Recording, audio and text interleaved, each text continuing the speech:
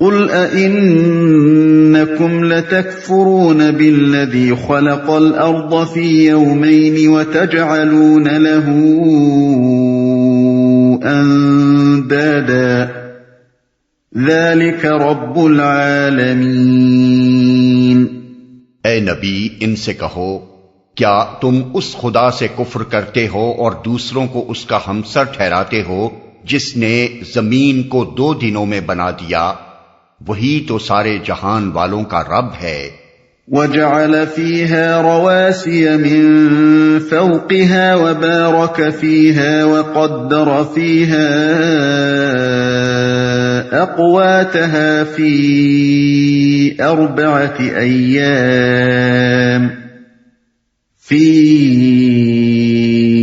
4 أيام سواء للسائلين۔ اس نے زمین کو وجود میں لانے کے بعد اوپر سے اس پر پہاڑ جما دیے اور اس میں برکتیں رکھ دیں، اور اس کے اندر سب مانگنے والوں کے لیے ہر ایک کی طلب و حاجت کے مطابق ٹھیک اندازے سے خوراک کا سامان مہیا کر دیا۔ یہ سب کام 4 دن میں ہو گئے، برکتیں رکھ دیں۔ زمین کی برکتوں سے مراد وہ بے حد و حساب سر و سامان ہے جو کروڑ سال سے مسلسل اس کے پیٹ سے نکلتا چلا آ رہا ہے، اور خردبینی کیڑوں سے لے کر انسان کے بلند ترین تمدن تک کی روز افزوں ضروریات پوری کیے چلا جا رہا ہے۔ ان برکتوں میں سب سے بڑی برکتیں ہوا اور پانی ہیں، جن کی بدولت ہی زمین پر نباتی، حیوانی اور پھر انسانی زندگی ممکن ہوئی۔ خوراک کا سامان مہیا کر دیا۔ اصل الفاظ ہیں قدر فیہا اقواتہا فی 4 ایام سواء للسائلین۔ اس فقرے کی تفسیر میں مفسرین کے متعدد اقوال ہیں۔ بعض مفسرین اس کا مطلب یہ بیان کرتے ہیں کہ زمین میں اس کے ارزاق مانگنے والوں کے لیے ٹھیک ٹھیک حساب سے رکھ دیے پورے 4 دنوں میں، یعنی کم یا زیادہ نہیں بلکہ پورے 4 دنوں میں۔ ابن عباس، قتادہ اور سدی اس کا مطلب یہ بیان کرتے ہیں کہ زمین میں اس کے ارزاق 4 دنوں میں رکھ دیے، پوچھنے والوں کا جواب پورا ہوا، یعنی جو کوئی یہ پوچھے کہ یہ کام کتنے دنوں میں ہوا، اس کا مکمل جواب یہ ہے کہ 4 دنوں میں ہو گیا۔ ابن زید اس کے معنی یہ بیان کرتے ہیں کہ زمین میں اس کے ارزاق مانگنے والوں کے لیے 4 دنوں کے اندر رکھ دیے، ٹھیک اندازے سے ہر ایک کی طلب و حاجت کے مطابق۔ جہاں تک قواعد زبان کا تعلق ہے، آیت کے الفاظ میں یہ تینوں معنی لینے کی گنجائش ہے، لیکن ہمارے نزدیک پہلے 2 معنوں میں کوئی خوبی نہیں ہے۔ موقع و محل کے لحاظ سے دیکھیے تو یہ بات آخر کیا اہمیت رکھتی ہے کہ یہ کام 1 گھنٹہ کم 4 دن یا 1 گھنٹہ زیادہ 4 دن میں نہیں بلکہ پورے 4 دنوں میں ہوا۔ اللہ تعالیٰ کے کمال قدرت اور کمال ربوبیت اور کمال حکمت کے بیان میں کون سی کسر رہ جاتی ہے جسے پورا کرنے کے لیے اس تصریح کی حاجت ہو۔ اسی طرح یہ تفسیر بھی بڑی کمزور ہے کہ پوچھنے والوں کا جواب پورا ہوا۔ آیت سے پہلے اور بعد کے مضمون میں کسی جگہ بھی کوئی قرینہ یہ نہیں بتاتا کہ اس وقت کسی سائل نے یہ دریافت کیا تھا کہ یہ سارے کام کتنے دنوں میں ہوئے، اور یہ آیت اس کے جواب میں نازل ہوئی۔ انہی وجوہ سے ہم نے ترجمے میں تیسرے معنی کو اختیار کیا ہے۔ ہمارے نزدیک آیت کا صحیح مفہوم یہ ہے کہ زمین میں ابتدائے آفرینش سے لے کر قیامت تک جس قسم کی جتنی مخلوق بھی اللہ تعالیٰ پیدا کرنے والا تھا، ہر ایک کی مانگ اور حاجت کے ٹھیک مطابق غذا کا پورا سامان حساب لگا کر اس نے زمین کے اندر رکھ دیا۔ نباتات کی بے شمار اقسام خشکی اور تری میں پائی جاتی ہیں، اور ان میں سے ہر ایک کی غذائی ضروریات دوسری اقسام سے مختلف ہیں۔ جاندار مخلوقات کی بے شمار انواع ہوا اور خشکی اور تری میں اللہ تعالیٰ نے پیدا کی ہیں، اور ہر نوع ایک الگ قسم کی غذا مانگتی ہے۔ پھر ان سب سے جدا ایک اور مخلوق انسان ہے، جس کو محض جسم کی پرورش ہی کے لیے نہیں بلکہ اپنے ذوق کی تسکین کے لیے بھی طرح طرح کی خوراکیں درکار ہیں۔ اللہ کے سوا کون جان سکتا تھا کہ اس کو رہ خاکی پر زندگی کا آغاز ہونے سے لے کر اس کے اختتام تک کس کس قسم کی مخلوقات کے کتنے افراد کہاں کہاں اور کب کب وجود میں آئیں گے، اور ان کو پالنے کے لیے کیسی اور کتنی غذا درکار ہوگی۔ اپنی تخلیقی اسکیم میں جس طرح اس نے غذا طلب کرنے والی ان مخلوقات کو پیدا کرنے کا منصوبہ بنایا تھا، اسی طرح اس نے ان کی طلب کو پورا کرنے کے لیے خوراک کا بھی مکمل انتظام کر دیا۔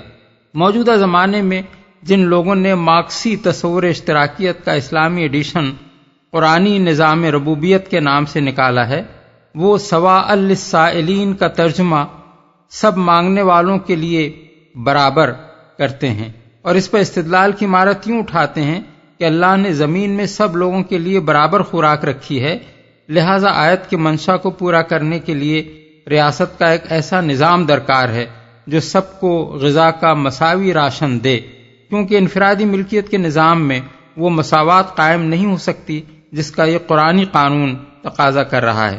لیکن یہ حضرات قرآن سے اپنے نظریات کی خدمت لینے کے جوش میں یہ بات بھول جاتے ہیں کہ سائلین جن کا اس آیت میں ذکر کیا گیا ہے صرف انسان ہی نہیں ہیں، بلکہ مختلف اقسام کی وہ سب مخلوقات ہیں جنہیں زندہ رہنے کے لیے غذا کی ضرورت ہوتی ہے۔ کیا واقعی ان سب کے درمیان یا ایک قسم کی مخلوقات کے تمام افراد کے درمیان خدا نے سامان پرورش میں مساوات رکھی ہے؟ کیا فطرت کے اس پورے نظام میں کہیں آپ کو غذا کے مساوی راشن کی تقسیم کا انتظام نظر آتا ہے؟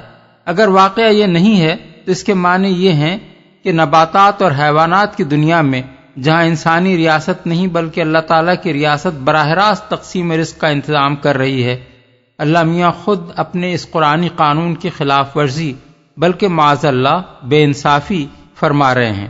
پھر وہ یہ بات بھی بھول جاتے ہیں کہ سائلین میں وہ حیوانات بھی شامل ہیں جنہیں انسان پالتا ہے اور جن کی خوراک کا انتظام انسان ہی کے ذمے ہے، مثلا بھیڑ بکری، گائے بھینس، گھوڑے گدھے، خچر اور اونٹ وغیرہ۔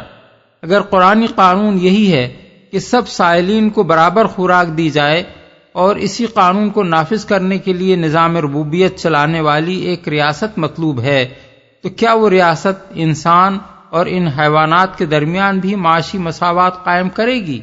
4 دن میں ہو گئے۔ اس مقام کی تفسیر میں مفسرین کو بالعموم یہ زحمت پیش آئی ہے کہ اگر زمین کی تخلیق کے 2 دن اور اس میں پہاڑ جمانے اور برکتیں رکھنے اور سامان خوراک پیدا کرنے کے 4 دن تسلیم کیے جائیں تو آگے آسمانوں کی پیدائش 2 دنوں میں ہونے کا جو ذکر کیا گیا ہے اس کے لحاظ سے مزید 2 دن ملا کر 8 دن بن جاتے ہیں، حالانکہ اللہ تعالیٰ نے متعدد مقامات پر قرآن مجید میں تصریح فرمائی ہے کہ زمین و آسمان کی تخلیق جملہ 6 دنوں میں ہوئی ہے۔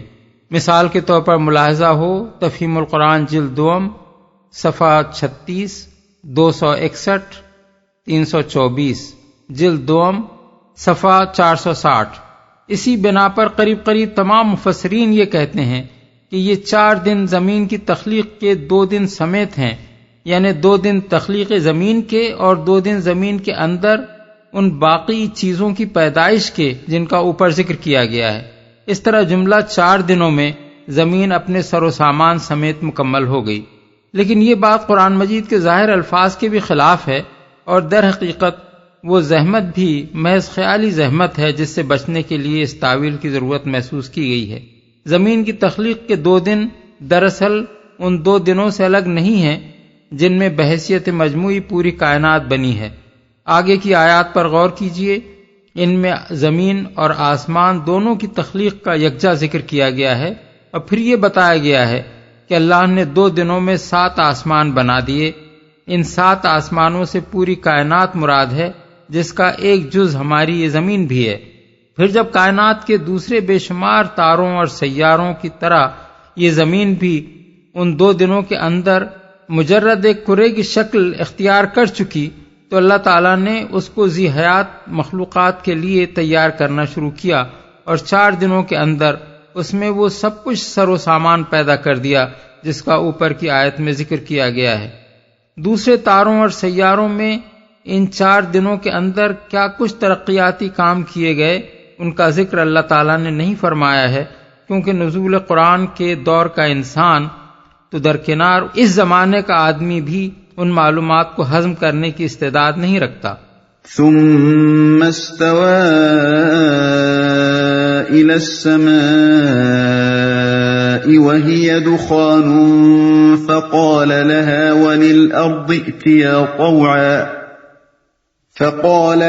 وَلِلْأَرْضِ ائْتِيَا طَوْعًا أَوْ كَرْهًا قَالَتَا أَتَيْنَا طَائِعِينَ۔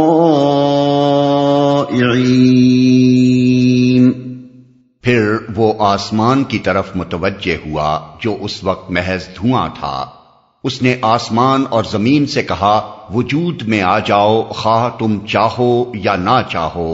دونوں نے کہا ہم آ گئے فرما برداروں کی طرح۔ محض دھواں تھا۔ اس مقام پر 3 باتوں کی وضاحت ضروری ہے۔ اول یہ کہ آسمان سے مراد یہاں پوری کائنات ہے، جیسا کہ بعد کے فقروں سے ظاہر ہے۔ دوسرے الفاظ میں آسمان کی طرف متوجہ ہونے کا مطلب یہ ہے کہ اللہ تعالیٰ تخلیق کائنات کی طرف متوجہ ہوا۔ دوم یہ کہ دھوئیں سے مراد مادے کی وہ ابتدائی حالت ہے جس میں وہ کائنات کی صورت گری سے پہلے ایک بے شکل منتشر الاجزاء غبار کی طرح فضا میں پھیلا ہوا تھا۔ موجودہ زمانے کے سائنسدان اسی چیز کو صحابیہ یعنی نیبولا سے تعبیر کرتے ہیں، اور آغاز کائنات کے متعلق ان کا تصور بھی یہی ہے کہ تخلیق سے پہلے وہ مادہ جس سے کائنات بنی ہے اسی دخانی یا سحابی شکل میں منتشر تھا۔ سوم یہ کہ پھر وہ آسمان کی طرف متوجہ ہوا سے یہ سمجھنا صحیح نہیں ہے کہ پہلے اس نے زمین بنائی، پھر اس میں پہاڑ جمانے، برکتیں رکھنے اور سامان خوراک فراہم کرنے کا کام انجام دیا، پھر اس سے فارغ ہونے کے بعد وہ کائنات کی تخلیق کی طرف متوجہ ہوا۔ اس غلط فہمی کو بات کا یہ فقرہ رفع کر دیتا ہے کہ اس نے آسمان اور زمین سے کہا وجود میں آ جاؤ، اور انہوں نے کہا ہم آ گئے فرما برداروں کی طرح۔ اس سے یہ بات واضح ہو جاتی ہے کہ اس آیت اور بعد کی آیات میں ذکر اس وقت کا ہو رہا ہے جب نہ زمین تھی نہ آسمان تھا، بلکہ تخلیق کائنات کی ابتدا کی جا رہی تھی۔ محض لفظ ثم یعنی پھر کو اس بات کی دلیل نہیں بنایا جا سکتا کہ زمین کی پیدائش آسمان سے پہلے ہو چکی تھی۔ قرآن مجید میں اس امر کی متعدد مثالیں موجود ہیں کہ ثم کا لفظ لازماً ترتیب زمانی ہی کے لیے نہیں ہوتا، بلکہ ترتیب بیان کے طور پر بھی اسے استعمال کیا جاتا ہے۔ قدیم زمانے کے مفسرین میں یہ بحث مدت ہائے دراز تک چلتی رہی ہے کہ قرآن مجید کی روح سے زمین پہلے بنی ہے یا آسمان۔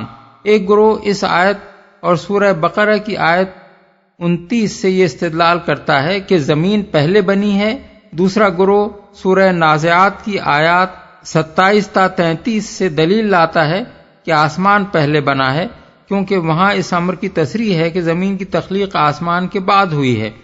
لیکن حقیقت یہ ہے کہ قرآن مجید میں کسی جگہ بھی تخلیق کائنات کا ذکر طبعیات یا حیات کے علوم سکھانے کے لیے نہیں کیا گیا ہے، بلکہ توحید و آخرت کے عقائد پر ایمان لانے کی دعوت دیتے ہوئے بے شمار دوسرے آثار کی طرح زمین و آسمان کی پیدائش کو بھی غور و فکر کے لیے پیش فرمایا گیا ہے۔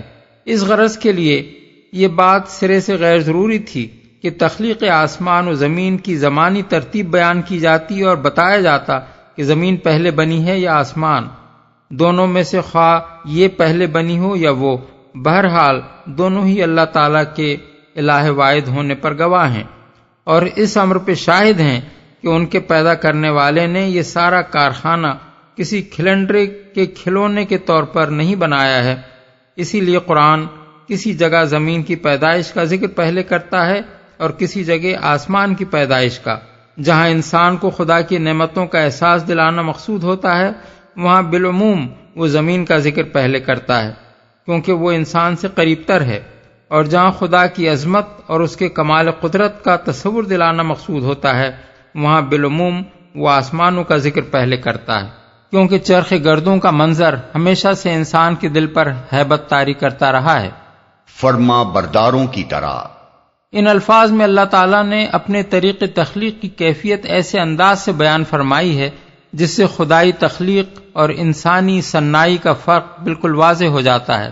انسان جب کوئی چیز بنانا چاہتا ہے تو پہلے اس کا نقشہ اپنے ذہن میں جماتا ہے، پھر اس کے لیے مطلوبہ مواد جمع کرتا ہے، پھر اس مواد کو اپنے نقشے کے مطابق صورت دینے کے لیے پہم محنت اور کوشش کرتا ہے، اور اس کوشش کے دوران میں وہ مواد جسے وہ اپنے ذہنی نقشے پر ڈھالنا چاہتا ہے مسلسل اس کی مزاحمت کرتا رہتا ہے، یہاں تک کہ کبھی مواد کی مزاحمت کامیاب ہو جاتی ہے اور چیز مطلوبہ نقشے کے مطابق ٹھیک نہیں بنتی، اور کبھی انسان کی کوشش غالب آ جاتی ہے اور وہ اسے اپنی مطلوبہ شکل دینے میں کامیاب ہو جاتا ہے۔ مثال کے طور پر ایک درزی قمیص بنانا چاہتا ہے، اس کے لیے پہلے وہ قمیص کی صورت کا تصور اپنے ذہن میں حاضر کرتا ہے، پھر کپڑا فراہم کر کے اسے اپنے تصور قمیص کے مطابق تراشنے اور سینے کی کوشش کرتا ہے، اور اس کوشش کے دوران میں اسے کپڑے کی اس مزاحمت کا مسلسل مقابلہ کرنا پڑتا ہے کہ وہ درزی کے تصور پر ڈھلنے کے لیے آسانی سے تیار نہیں ہوتا، حتیٰ کہ کبھی کپڑے کی مزاحمت غالب آ جاتی ہے اور قمیص ٹھیک نہیں بنتا، اور کبھی درزی کی کوشش غالب آ جاتی ہے اور وہ کپڑے کو ٹھیک اپنے تصور کے مطابق شکل دے دیتا ہے۔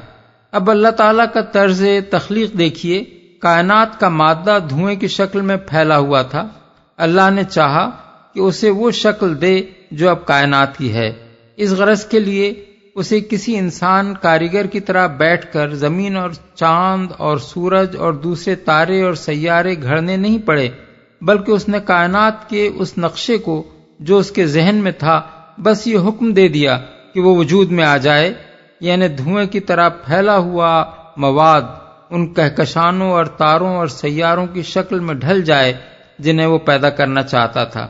اس مواد میں یہ طاقت نہ تھی کہ وہ اللہ کے حکم کی مزاحمت کرتا، اللہ کو اسے کائنات کی صورت میں ڈھالنے کے لیے کوئی محنت اور کوشش نہیں کرنی پڑی، ادھر حکم ہوا اور ادھر وہ مواد سکڑ اور سمٹ کر فرما برداروں کی طرح اپنے مالک کے نقشے پر ڈھلتا چلا گیا، یہاں تک کہ 48 گھنٹوں میں زمین سمیت ساری کائنات بن کر تیار ہو گئی۔ اللہ تعالیٰ کے طریق تخلیق کی اسی کیفیت کو قرآن مجید میں دوسرے متعدد مقامات پر اس طرح بیان فرمایا گیا ہے کہ اللہ جب کسی کام کا فیصلہ کرتا ہے تو بس اسے حکم دیتا ہے کہ ہو جا، اور وہ ہو جاتا ہے۔ فَقَضَاهُنَّ 7 سَمَاوَاتٍ فِي يَوْمَيْنِ وَأَوْحَى فِي كُلِّ سَمَاءٍ أَمْرَهَا وَزَيَّنَّا السَّمَاءَ الدُّنْيَا بِمَصَابِيحَ وَحِفْظًا ذَلِكَ تَقْدِيرُ الْعَزِيزِ الْعَلِيمِ۔ تب اس نے 2 دن کے اندر 7 آسمان بنا دیے اور ہر آسمان میں اس کا قانون وحی کر دیا، اور آسمان دنیا کو ہم نے چراغوں سے آراستہ کیا اور اسے خوب محفوظ کر دیا۔ یہ سب کچھ ایک زبردست علیم ہستی کا منصوبہ ہے۔ فَإِنْ أَعْرَضُوا فَقُلْ أَنذَرْتُكُمْ صَاعِقَةً مِثْلَ صَاعِقَةِ عَادٍ وَثَمُودَ إِذْ جَاءَتْهُمُ الرُّسُلُ مِنْ بَيْنِ أَيْدِيهِمْ وَمِنْ خَلْفِهِمْ أَلَّا تَعْبُدُوا إِلَّا اللَّهَ قَالُوا لَوْ شَاءَ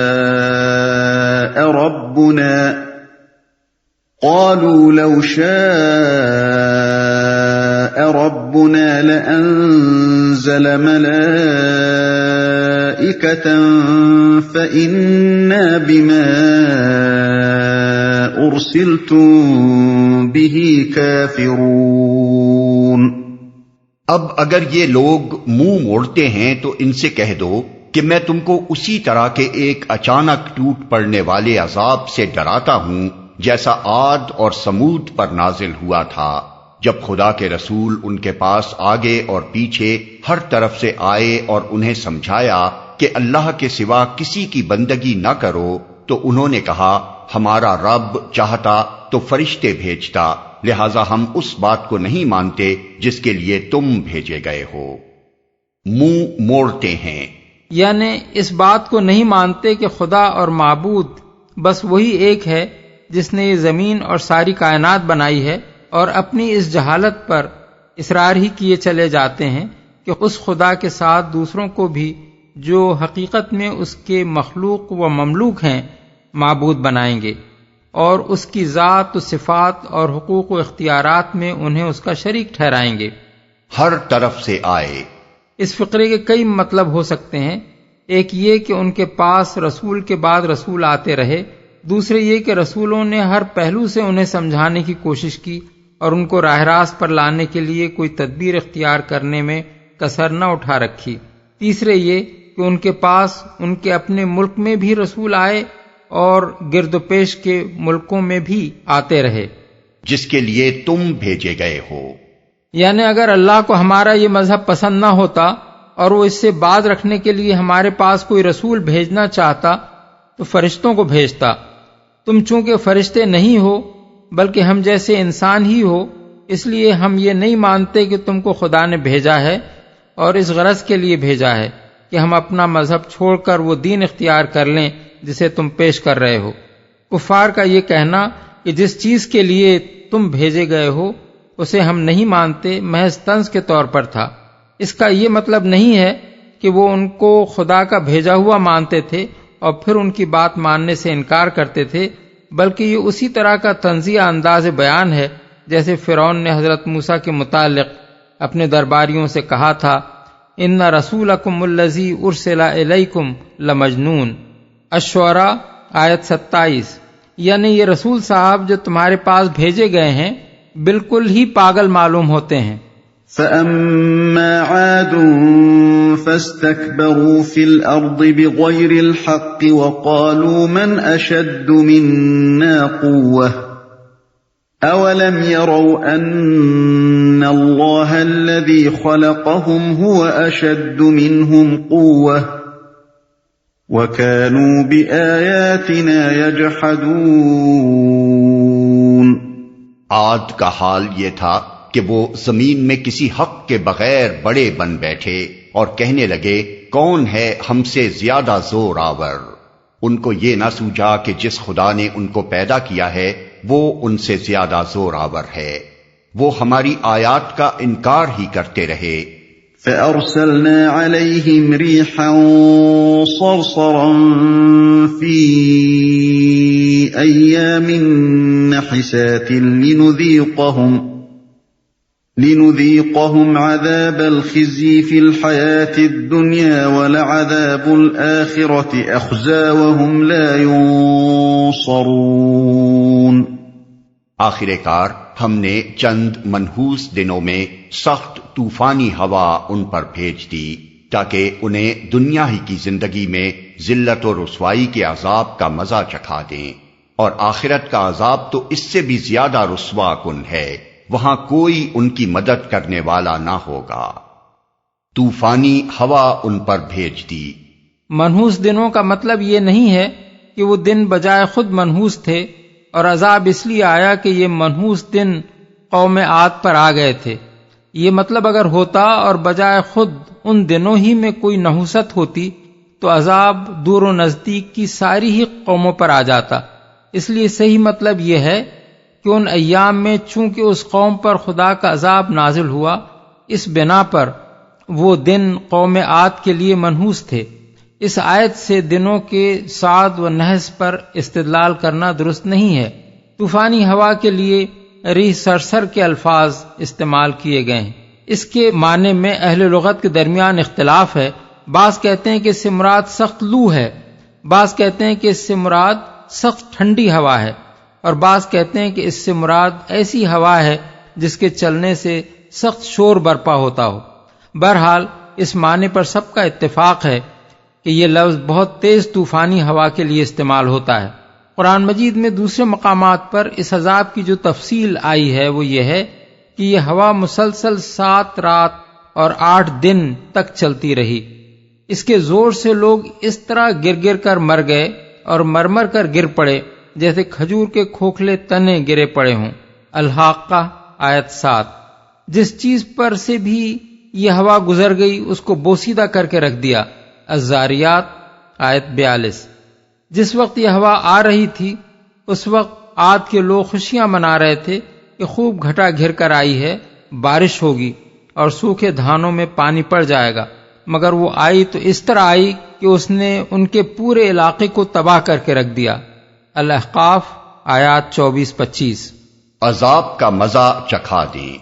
یہ ذلت و رسوائی کا عذاب ان کے اس کبر و غرور کا جواب تھا جس کی بنا پر وہ زمین میں کسی حق کے بغیر بڑے بن بیٹھے تھے اور خم ٹھونک ٹھونک کر کہتے تھے کہ ہم سے زیادہ زور آور کون ہے۔